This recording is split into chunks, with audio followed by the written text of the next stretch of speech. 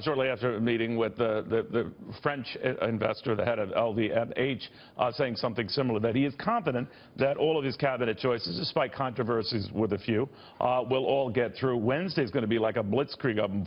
Five are looking at confirmation hearings, including Rex Tillerson as Secretary of State, Steve Mnuchin over at Treasury, Tom Price over at Health and Human Services, Congressman Mike Pompeo to run the CIA, Elaine Chao. We're thinking that's going to be on Wednesday. At Transportation, and General James Mattis for Defense. Tomorrow it is set for Senator Jeff Sessions to be Attorney General. Again, none of these are expected to be dicey, with the exception probably of Rex Tillerson and his closeness to Vladimir Putin in Russia. The ExxonMobil CEO just wrote off on a $180 million pay package to sever ties with his energy firm, but no doubt that will come up as well. Now, there is precedent for so many being confirmed and debated so quickly in the Obama administration, the early days, back 8 years ago, and 4 years prior to that, George Bush. So there is precedent here. What they're arguing and what Democrats are saying is so unusual here is that a lot of the forms have not been filled out or completed for 4 others, these financial conflict of interest forms that typically are done by at least the time the committee meets, not all the time, but by the time usually the Senate votes on these appointees. It's more of an issue for Betsy DeVos over at Education, Wilbur Ross for Commerce, Ben Carson over at HUD, and General John Kelly for Homeland Security. But it's going to be a busy bee time in Washington to former BB&amp CEO John Allison on all of that, and much has been made of the rush, as you've heard, John, that this is too many too soon, but I've just brought up examples where we've had precedent for that. What do you think of it?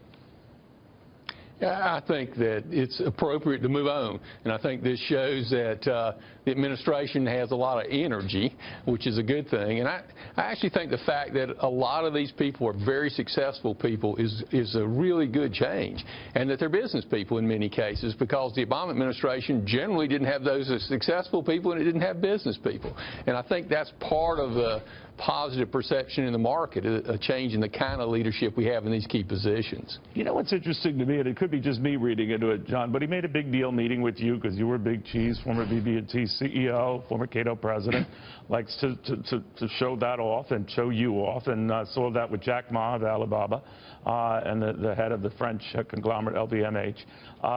It is rare that he goes and showcases people like yourselves in a setting like that, but he does, and it's consistent with big money guys. That's not by accident, I imagine.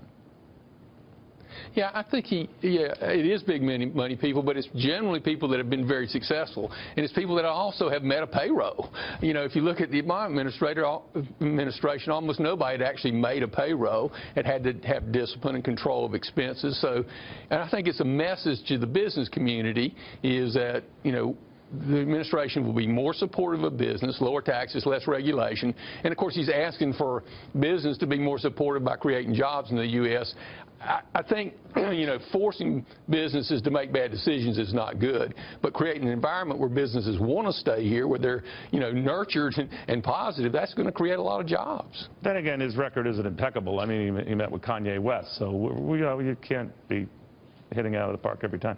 You know, John, let me ask you a little bit about jobs that you've been considered for. We're told Treasury, but now everyone seems to be saying a role at the Federal Reserve, maybe vice chair, maybe down the road something even bigger. What's the deal?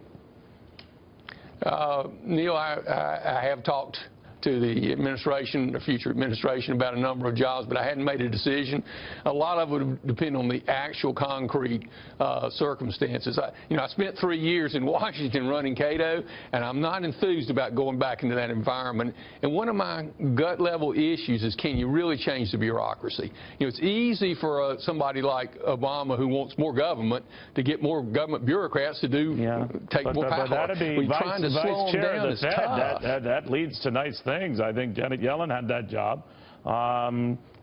It can be pretty cool. Well, that's a good point. That's a good point.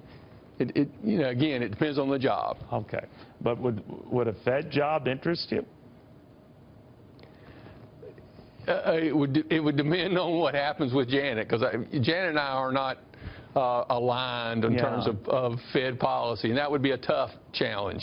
But we've had it where the vice chair and the chair have not really, been golfing buddies or bowling buddies. You pick your sport. But, I mean, it's been done, right? Yeah, I agree with that.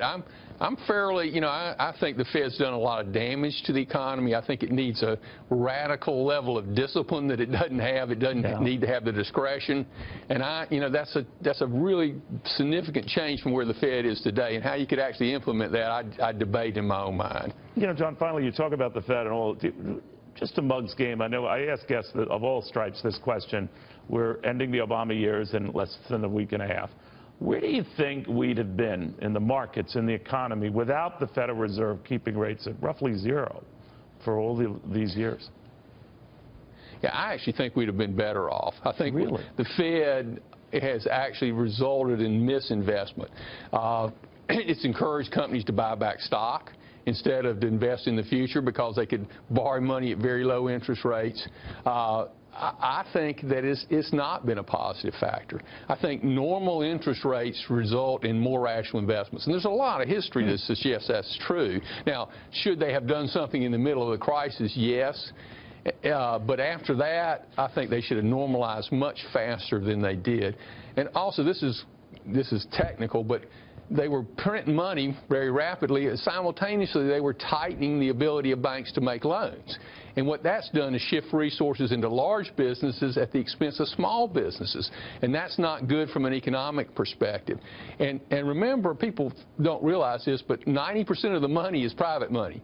The Federal Reserve provides a base, but banks lend the money. If you tighten it down on banks, then you don't actually get the economic benefit that you might have had if you'd had more rational regulatory policies by the Federal Reserve. All right, John Allison, you're a modest guy, but you're one of the few bankers who didn't screw up 8 years ago, 9 years ago. That alone should qualify you for any cabinet appointment. We'll see what happens. John, it's always a pleasure. Thank you.